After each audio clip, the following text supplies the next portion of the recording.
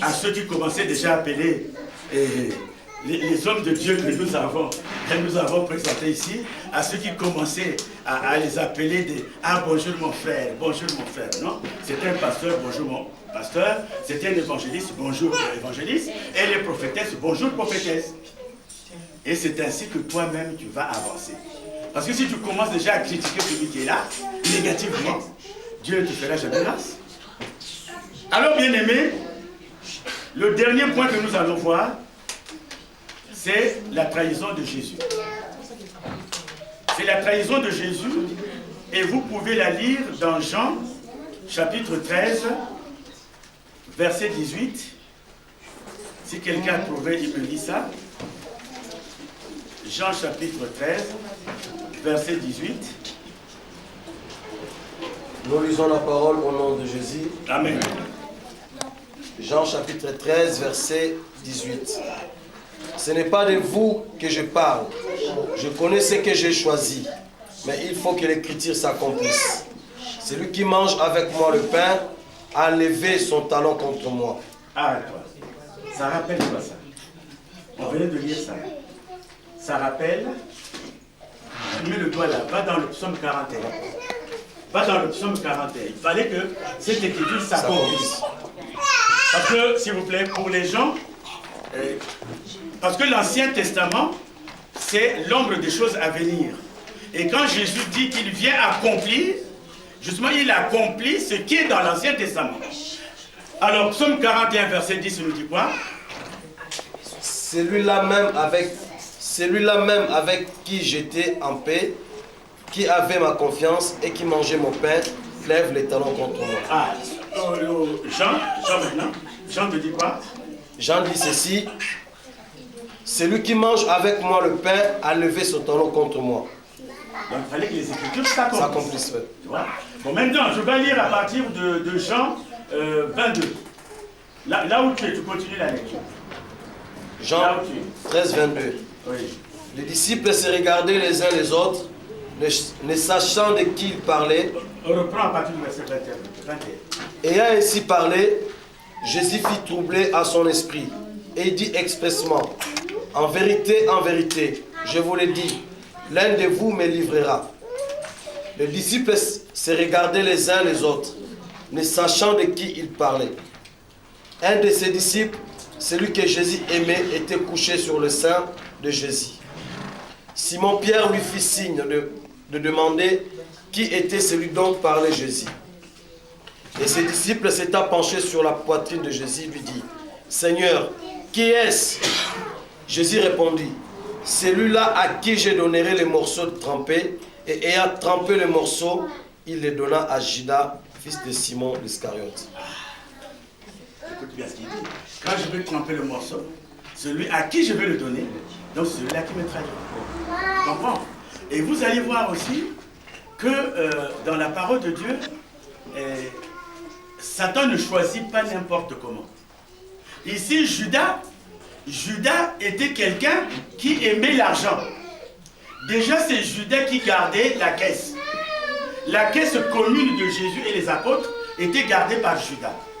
Et si vous vous souvenez toujours du même Judas, dans Jean chapitre 12, du verset 3 à 8, le même Judas voit venir Marie. Il voit venir Marie avec un parfum de grand prix.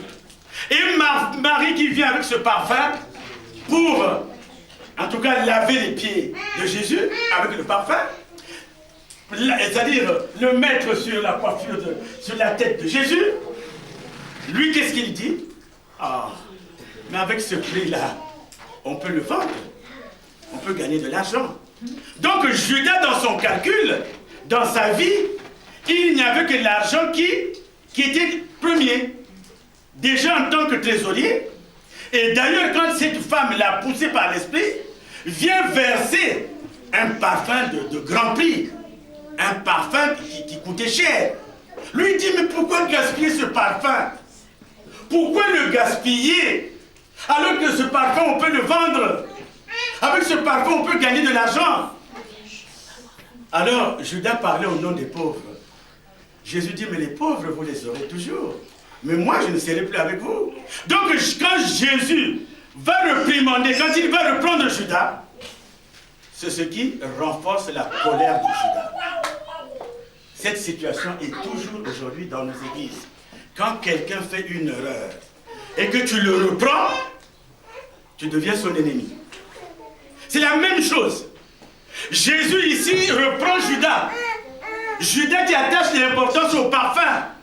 Il dit, mais les pauvres, vous les avez. Mais moi, vous ne m'aurez plus. Alors, c'est ce qui se passe dans nos églises. Tu confies une responsabilité à quelqu'un. La personne fait une erreur. Et tu reprends cette personne-là, tu lui dis non, ce que tu as fait, c'est pas bon. Parce que les gens me demandent toujours, pourquoi, pasteur, quand tu nommes quelqu'un, tu l'enlèves? Mais quand je nomme quelqu'un, je te fais confiance. Si en marchant, tu fais une erreur, vous souhaiteriez que c'est-à-dire que je proclame l'erreur dans l'église. Vous vouliez que parce qu'il y a des églises, quand tu as fait une erreur grave, le pasteur vient et dit, voilà, telle personne a fait ça, cette personne-là est, comme je dis souvent, cette personne est virée. Cette personne a fait telle erreur, cette personne est comme... C'est ce que vous voulez? Pourquoi ce qu'on se dit en secret? Aujourd'hui, quand tu quittes un poste, on t'explique pourquoi tu le quittes. On te dit que ça n'a pas marché, donc tu ne peux plus être à ce poste. Et pourquoi vas-tu dire le mensonge?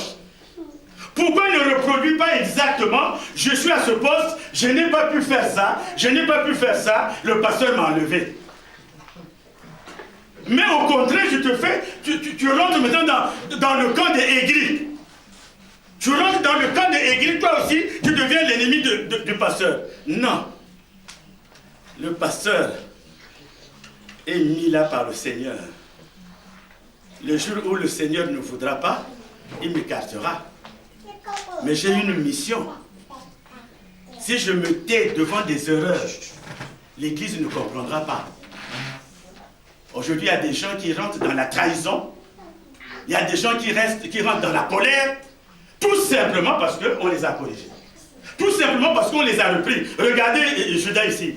Quand Jésus le reprend, alors la colère s'enfle. Il décide maintenant d'aller vendre Jésus. C'est ce que nous voyons aujourd'hui encore dans nos églises. Et puis regardez la trahison de Jésus. Judas est resté avec Jésus. Peut-être 3 ans. Peut-être 3 ans et demi. Judas a vu tous les miracles que Jésus a fait. Jésus a élevé Judas au rang d'apôtre. Judas était l'ami de Jésus.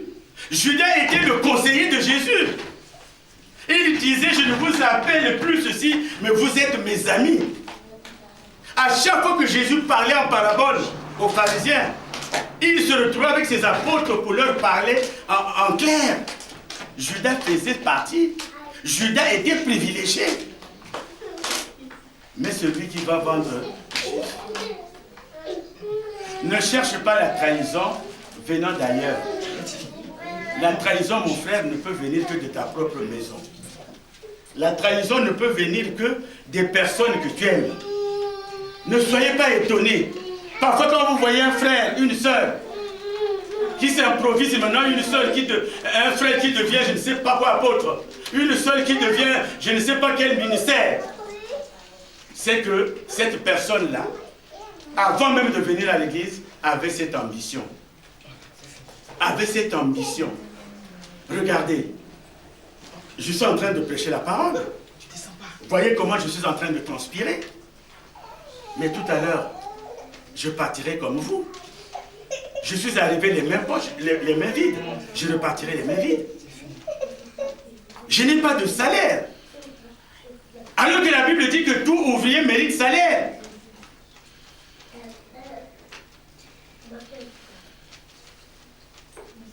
Quand vous faites aujourd'hui un complot contre un pasteur, ce n'est pas contre lui que vous le faites.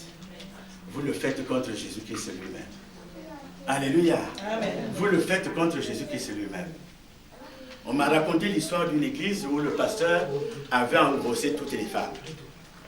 Toutes les femmes qui étaient à l'église, toutes les femmes qui étaient capables d'enfanter, était engrossée par le pasteur. Alors l'église n'est pas partie parler du mal de ce pasteur. Mais les anciens se sont retrouvés, ils ont fait asseoir le pasteur. Papa pasteur, regarde, cette grossesse c'est toi, ce poids-là c'est toi, c'est toi. Tu n'es plus digne de passer à la chair. Va t'asseoir au fond. Nous allons élever quelqu'un qui n'est même pas formé pour nous conduire. Et ce quelqu'un a été élevé. Ce quelqu'un, par la grâce de Dieu, a eu la formation, il est devenu pasteur. C'est ça la grâce de Dieu. Ce que Dieu a promis en toi, il te le donnera. Mais Habakkuk dit, c'est une prophétie dont le temps est déjà fixé. Maman Angèle, avant que je l'appelle ici, avant que je puisse prier pour elle, elle a fait plus de 25 ans. Elle est là. Alors que la chose, elle l'avait depuis très longtemps. Il y a des gens qui se disent, ah oui, ainsi par l'Éternel, elle va nous parler. Vous aimez les prophètes qui détruisent les églises. Quand il va se lever là pour dire, toi tu es sorcier, tu ne vas même pas accepter. Et pourtant, il y a plein de sorciers dans l'église. Si elle se lève là, poussée par l'Esprit de Dieu, oh, je vous parle, frère Nathalie, tu es sorcier. Mais tu seras le premier à te fâcher. Moi, je ne suis pas pour les prophètes qui se lèvent et qui parlent souvent. Moi, je suis pour les prophètes qui reçoivent et se confient au pasteur. Dieu m'a dit ça. J'écoute. Ce travail, il a toujours fait. Tout ce qui nous arrive, nous étions déjà au courant.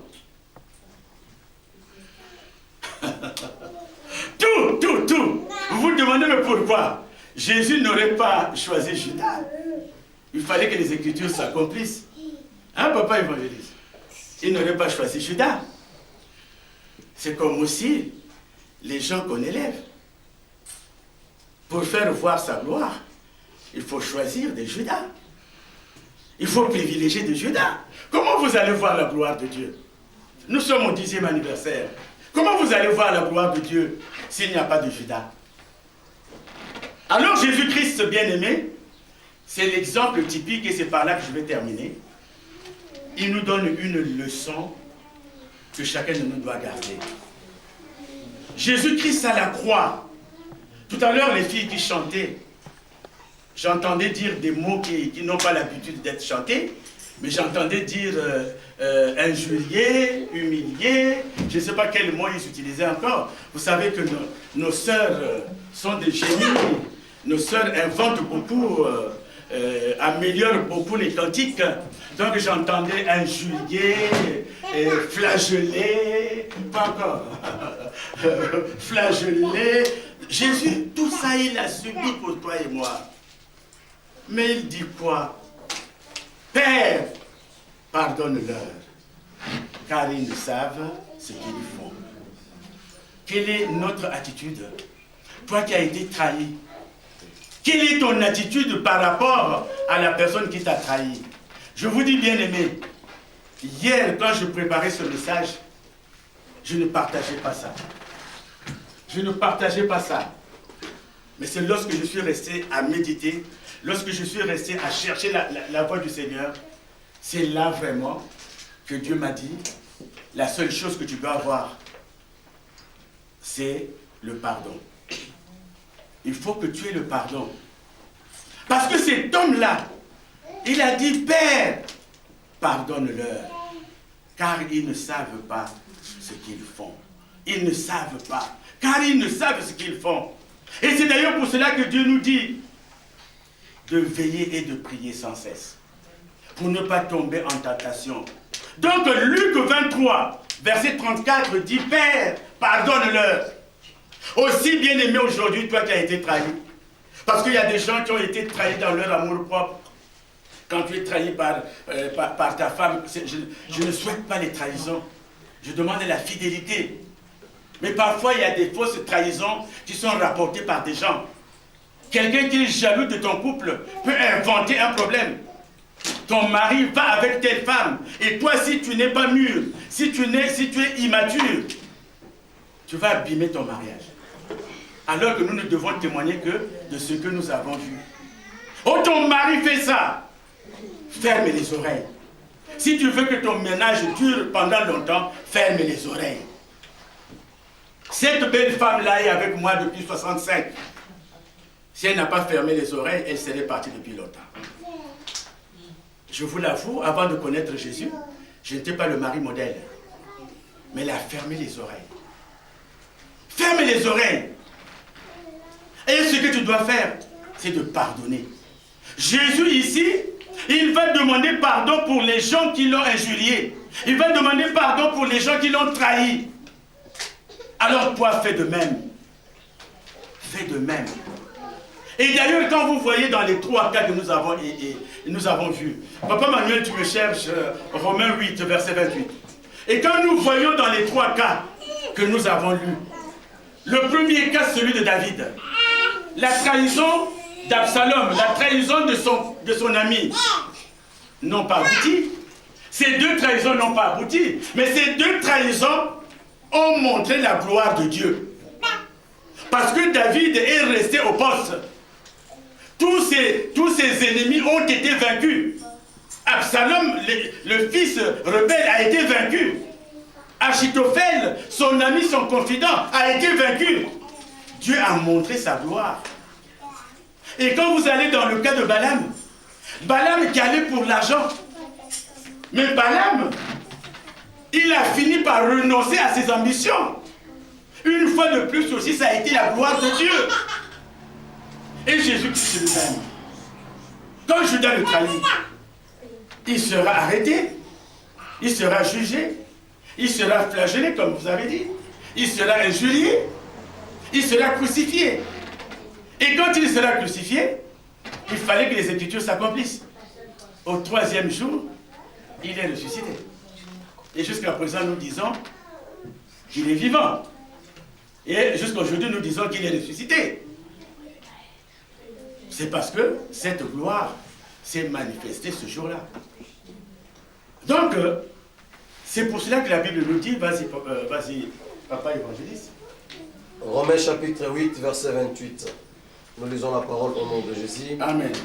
Nous savons du reste que toute chose concourt au bien de ceux qui aiment Dieu, de ceux qui sont appelés selon son dessein. Toute chose concourt au bien. Tout ce qui t'arrive, en bien ou en mal, ça va seulement vers ton bien.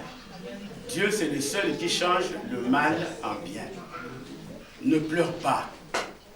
Ton Dieu est là. Ne pleure pas. Quel que soit le problème qui est le tien. Tu as longtemps attendu. Tu t'es dit, mais pourquoi? Dieu a toujours répondu. L'essentiel pour toi, que tu saches qu'il n'y a pas de bénédiction sans l'obéissance. Il faut d'abord obéir à la parole de Dieu et toutes les bénédictions t'arrivent. Tant que tu n'auras pas obéi à la parole de Dieu, il faut te demander, toi qui attends un mari depuis des années, le premier que tu vois arriver, tu vas déjà donner ton regard. Tu vas déjà faire des propositions. Mais Dieu te dit, c'est une prophétie dont le temps est déjà fixé. Elle marche vers son terme. Elle ne mentira pas. Si elle tarde, attends-la, car elle s'accomplira certainement. Il a dit à l'homme, il n'est pas bon que l'homme soit seul. Il n'est pas bon que la femme soit seule. Et toi qui attends certainement des enfants depuis des années, tu te dis, mais pourquoi cela n'arrive pas? Ne te pose pas de questions. Regarde seulement ta façon de prier. Regarde seulement ton obéissance à la parole de Dieu. Si tu mets en pratique la parole de Dieu, les bénédictions que tu attends vont venir. Tu as une maladie, elle est difficile. Je sais qu'être malade, c'est difficile. C'est difficile. Je vous le dis, ce n'est pas une histoire que je raconte, mais c'est une vérité. Jusque-là, Dieu m'a fait grâce, je ne souffrais pas de tension. Mais un jour, maman était absente, la tension m'a visité. Ah, c'est là que j'ai compris que la tête bouge. La tête vraiment fait mal. Et je suis allé voir un médecin qui est déjà vieux. il m'a prescrit des comprimés que je devais prendre. Il m'en a mis 5. Heureusement que Dieu est merveilleux. Quand j'arrive à la maison, je prie avant de prendre les comprimés. En tout cas, je me suis arrêté à 2 au lieu de 5. Et toute la nuit, je n'ai pas dormi. Toujours la tension. Et quand je suis reparti voir le médecin, j'ai dit, mais vous avez failli me tuer. Il tremblait comme une feuille. Combien j'ai mis? Mais vous avez mis 5 comprimés. Ne le dites à personne, excusez-moi. Allez en urgence. Je sais ce qu'on appelle souffrir. C'est pas facile de dire à quelqu'un, patiente. Il y a des choses qui sont difficiles à dire, des choses qui sont difficiles à faire. Pardonnez à quelqu'un qui vous a fait du mal. Pardonnez à quelqu'un qui vous a trahi. C'est difficile. Mais quand tu vas demander au Saint-Esprit, hier j'ai eu un entretien avec lui, je n'avais pas encore le message. Je l'ai eu tout juste après notre entretien. Et quand je faisais le message, je voulais le conclure par ce que disent les païens, dent pour dent, œil pour œil. C'est-à-dire les livrer à Satan. Mais Dieu m'a dit non. Non. Tu es celui qui doit pardonner. Tu es celui qui doit prier pour les autres. Église, je vous invite à prier pour l'Église, à prier pour nos frères, à prier pour nos sœurs que nous ne voyons plus. Et si ces sœurs ne cherchent pas la paix, si ces frères ne cherchent pas la paix, du moins nous aurons fait notre part. Nous aurons prié pour eux. Nous aurons prié pour ces frères, nous aurons prié pour ces sœurs. Et toi, que ton oui soit oui. Dit la parole de Dieu. Tu ne peux pas être dans la duplicité. Le dimanche, tu es à la source de vivre. Alléluia, alléluia, alléluia. Dans l'obscurité, tu vas encore dans d'autres églises. Tu vas encore rejoindre les rebelles. Tu cours dans la malédiction. Dieu te voit. Toi qui fais un pas là-bas, un pas ici. Un pas là-bas, un pas ici. Ton oui doit être oui. Église, amen. Amen. Si tu penses que tu n'es plus en paix dans cette église, si tu penses que tu n'as plus la joie dans cette église, alors rencontre le pasteur. Si tu ne peux pas le rencontrer, nous sommes en libre service. Mais nous voulons bâtir l'église comme cela nous est arrivé déjà, avec des personnes qui sont fidèles, des personnes qui croient en Dieu, pas des personnes qui courent après les miracles. C'est pour cela, mon frère, si tu penses que tu as encore ta place ici, continue de prier comme je dis, pour nos frères, que la paix soit en nous, parce que nous ne devons prêcher que la paix, nous ne devons prêcher que la joie, nous ne devons prêcher que le pardon. La colère n'est pas de Dieu. La colère est du diable. Quand les enfants de Dieu ne s'entendent pas, le diable est dans la joie. Alors faisons honte au diable. Faisons honte au diable. C'est ainsi que nous réussirons. Car, bien-aimés, avec Jésus, nous sommes plus que vainqueurs si et seulement si nous sommes unis. Nous allons reprendre cela. Avec Jésus-Christ, on va se mettre debout. C'est par là que nous allons terminer. Avec Jésus-Christ, nous reprenons ensemble avec Jésus-Christ, nous sommes plus que vainqueurs. Vous reprenez après moi. Avec Jésus-Christ, nous sommes plus que vainqueurs. Si et seulement si nous sommes unis. Avec Jésus-Christ, nous sommes plus que vainqueurs. Si et seulement si nous sommes réunis. Tenons-nous par la main. Sukito kolingana ya solo, alléluia. Okomona kemona Yahweh. Sukito kolingana ya solo, alléluia. Tokomona Kembo na Yahweh. Oh, Kembo, Kembo. Kembo. Kembo. Tokomona Kembo na Yahweh. Si vous croyez et que je crois, et qu'ensemble